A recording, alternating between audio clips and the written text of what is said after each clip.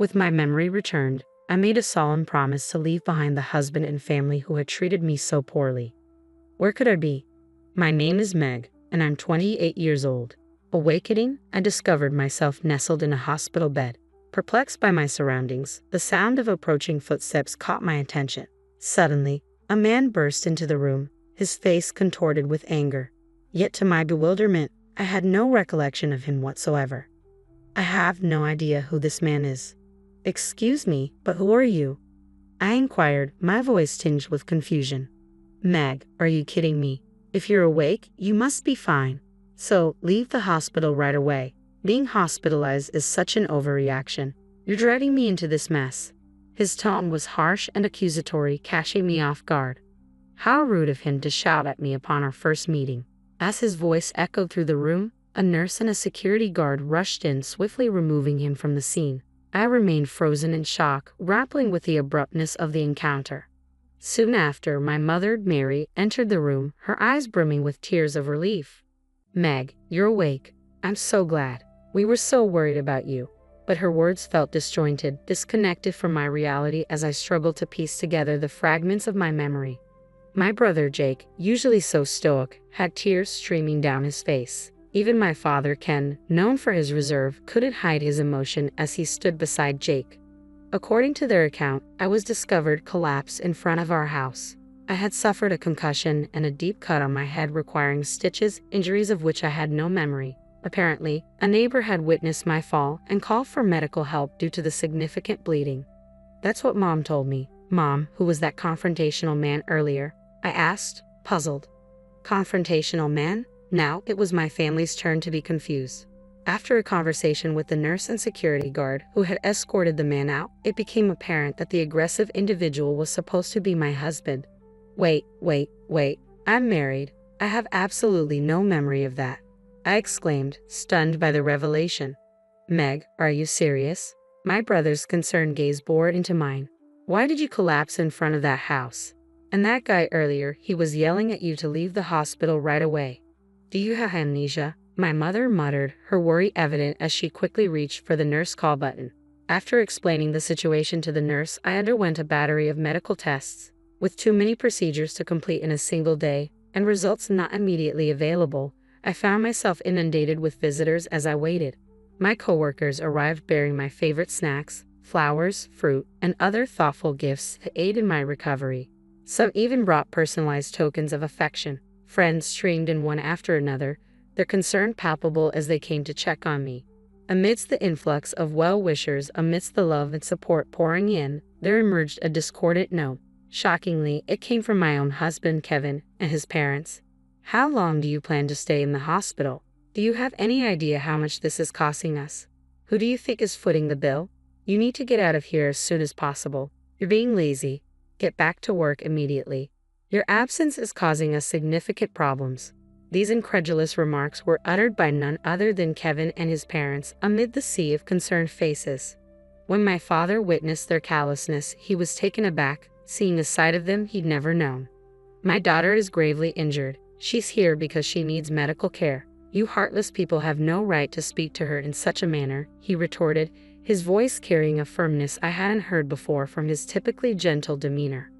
Please leave at once, my brother and mother echoed my father's sentiment. Your presence is not welcome here anymore. That day, pressured by my family's firm stance, I hastily departed. Yet despite my swift exit, my husband and in-laws persisted, bombarding the hospital staff with complaints and demands for my discharge. Eventually, I was relocated to a private room, where their access was promptly restricted.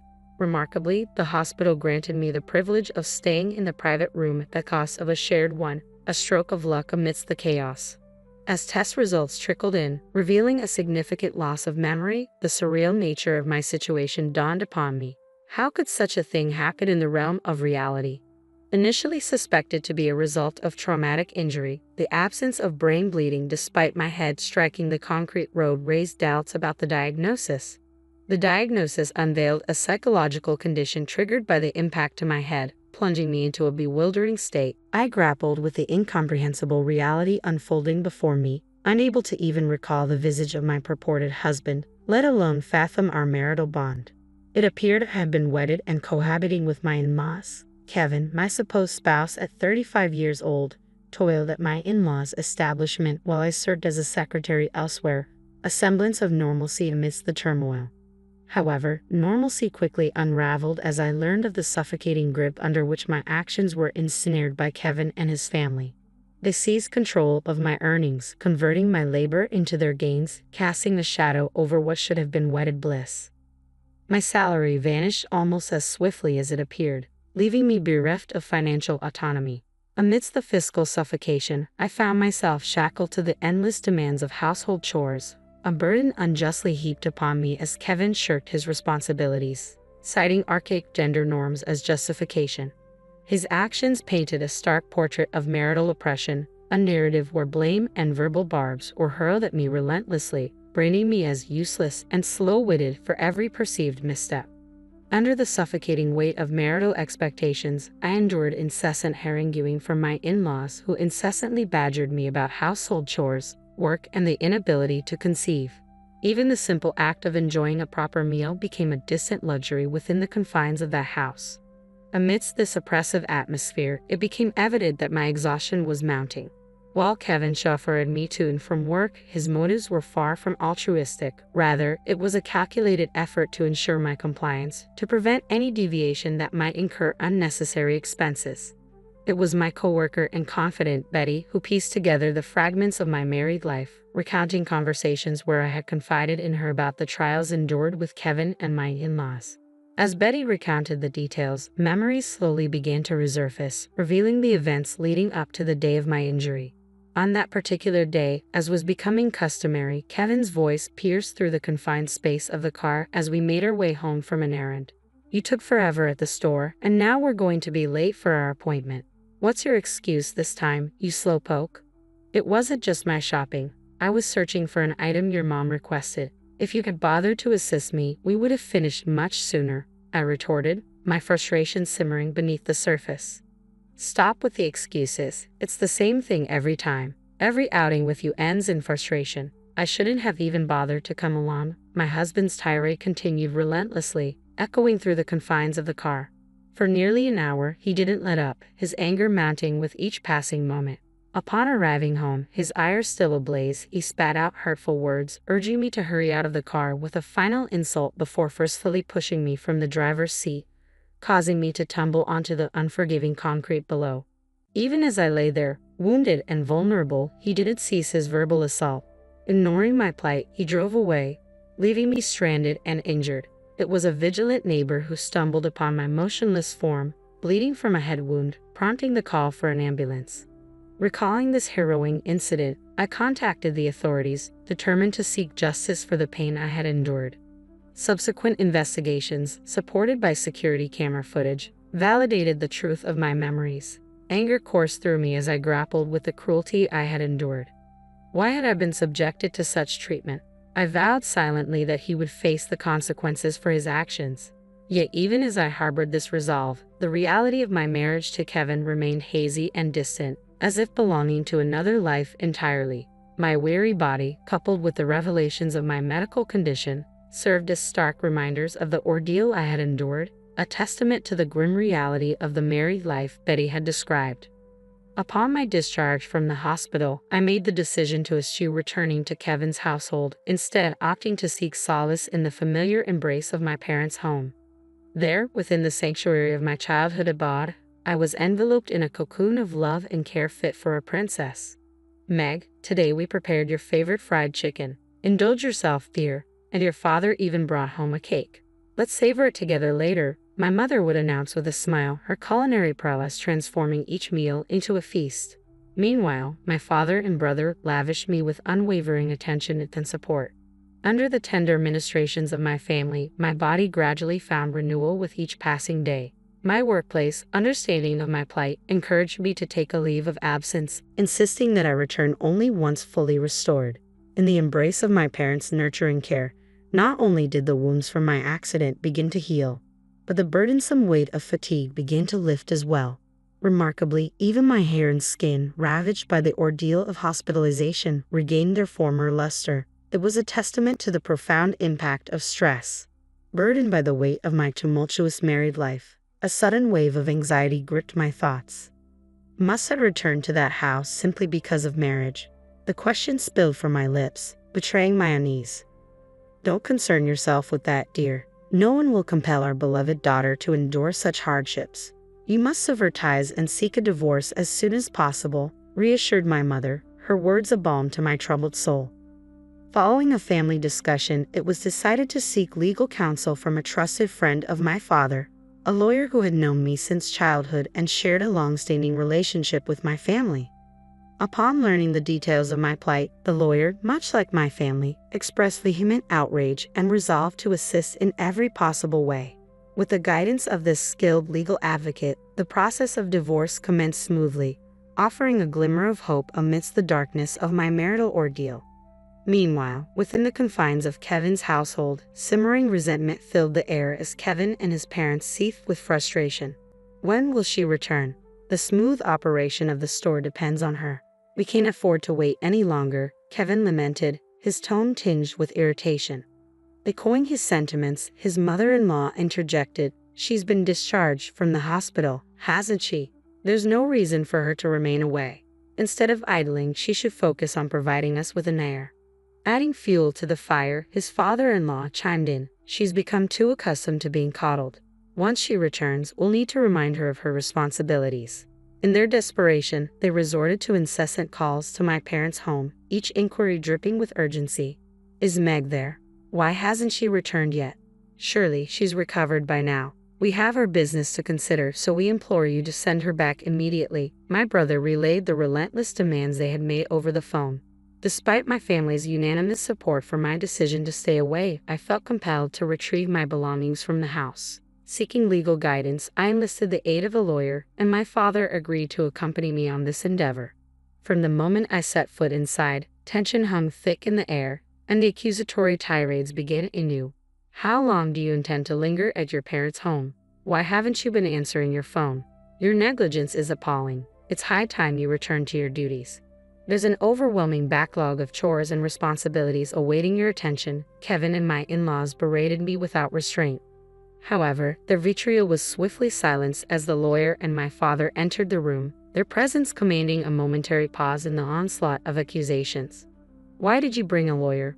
What business do they have here?" they demanded, their anger palpable. "Let's take a moment to sit down and talk," the lawyer intervened, her calming presence guiding them towards the living room alongside my father. As they engaged in discussion, I retreated upstairs to my room, my mind swirling with uncertainty. Why had I returned to this oppressive environment? It dawned on me that I had left behind crucial evidence of the emotional abuse endured within these walls, a diary meticulously chronicling the hurtful words and actions of Kevin and my in-laws. The lawyer had stressed its importance as evidence, and I possessed another piece of damning proof, carefully concealed from prying eyes.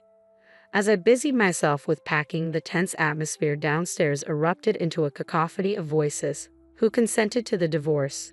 You can't make decisions on your own." The sharp sound of impact echoed through the house, sending a shiver down my spine. It was evident that my father and the lawyer had broached the topic of divorce, sparking a volatile reaction from Kevin and his family. Frantically clutching my packed belongings, I hurried downstairs, only to be met by Kevin emerging from the entrance, his accusatory words cutting through the tension. "What's with the luggage? Are you not planning to return? And who's spreading rumors about winning a divorce? Explain yourself." His voice was laced with anger as he reached out towards me. Thankfully, the lawyer intervened just in time, her presence a barrier between us.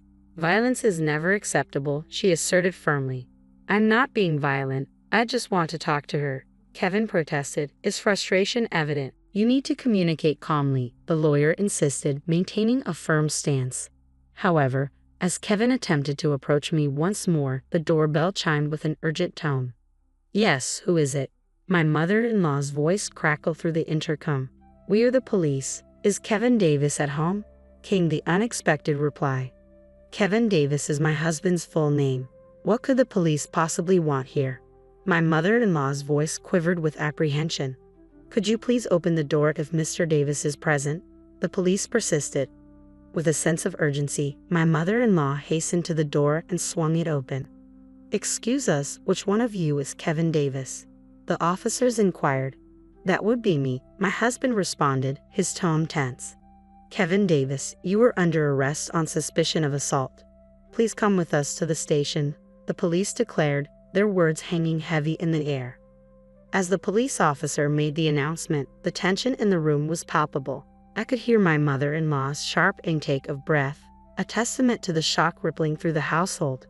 My husband, too, appeared shaken, his voice trembling as he questioned, "Why me?"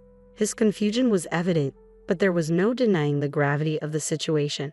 Indeed, what had initially seemed like a mere incident had now escalated into a criminal case following the official complaint lodged with the police. Fortunately, the presence of security camera footage left no room for ambiguity or excuses. Initially, my husband was led away in silence. However, his composure quickly gave way to vehement protests.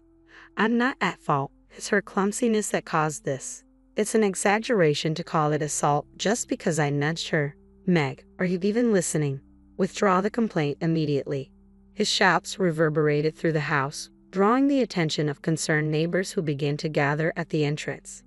Amidst the chaos, my mother-in-law's anguished cries pierced the air, while my father-in-law stood in stunned silence. Choosing to ignore the tumult unfolding behind us, my father, the lawyer, and I departed from the house, leaving behind the tumultuous scene. Subsequently, we took decisive action by dispatching a certified letter to my husband and in-laws, formally initiating divorce proceedings. Citing the recent incident and the persistent emotional abuse, we outlined the grounds for our decision. The emotional turmoil endured was meticulously documented within the pages of a diary retrieved from the house. Then, on a pivotal day when Kevin's frustration erupted in a violent outburst, my memory returned in full force. The trauma of the emotional abuse flooded back, overwhelming me with its intensity. Moreover, voice notes on my smartphone served as damning evidence, capturing the countless instances of verbal abuse. Over the course of a year, nearly 100 recordings detailed the relentless onslaught of insults and belittlement. The recordings revealed not only the venomous words of my husband but also those of my in-laws. Trivial matters such as a delayed dinner or an unprepared bath served as triggers for harsh rebukes. "Meg, it's already 7 p.m. and dinner isn't ready. Can't you handle such a simple task? You're a failure as a wife," scolded my mother-in-law. Similarly, my husband's voice echoed with disdain, berating me for my perceived incompetence. The barrage of insults, calling me a failure, useless, a slacker, and slow-witted, left me recoiling in horror. Just listening to the recordings caused me to shrink within myself, each word a painful reminder of the relentless abuse endured. The incontrovertible evidence presented by the diary and voice recordings left no room for denial or dispute.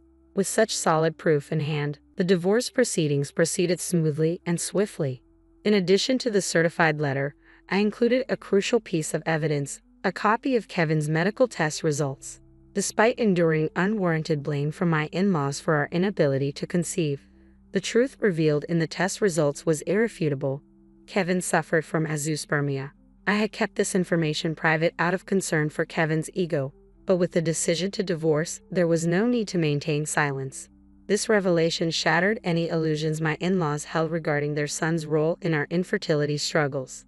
Throughout the legal proceedings, Kevin's lack of remorse and persistent attempts to shift blame only served to worsen his case.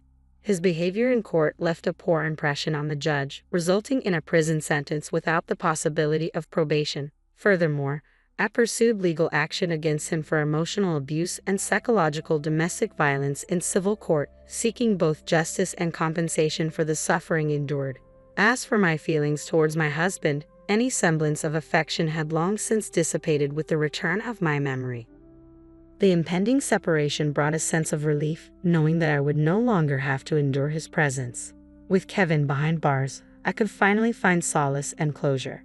As for my in-laws, their initial reluctance to accept responsibility quickly dissolved when confronted with the evidence of emotional abuse. Fearing repercussions for their business, they agreed to a substantial settlement, eager to avoid further tarnishing their reputation. Despite their initial protests, they ultimately acquiesced, recognizing the gravity of the situation and the need to sever ties completely. The fears harbored by my in-laws manifested into a harsh reality. With their son, who was an integral part of their business, arrested, the whispers of gossip began to circulate. Rumors painted a grim picture of domestic violence, tarnishing the reputation of their store. Despite their daughter-in-law's contributions, she was subjected to bullying and exploitation, forced to toil without compensation at their establishment. As the rumors spread like wildfire, the once thriving business began to wither.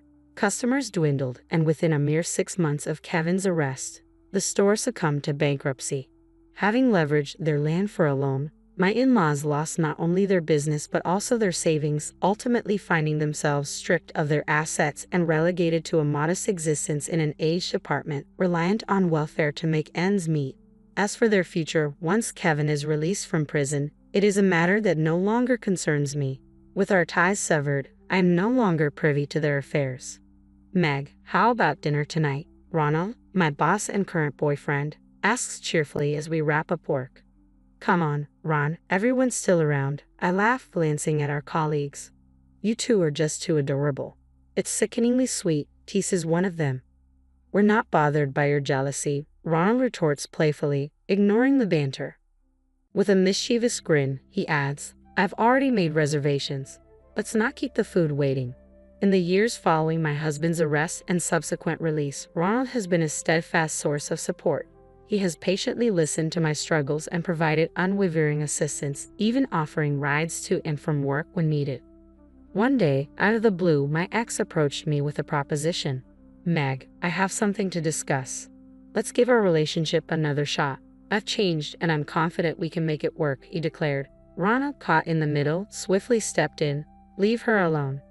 Unfazed, my ex retorted, this doesn't concern you. It's between Meg and me. Stay out of it. Ronald stood his ground, asserting, Meg is important to me.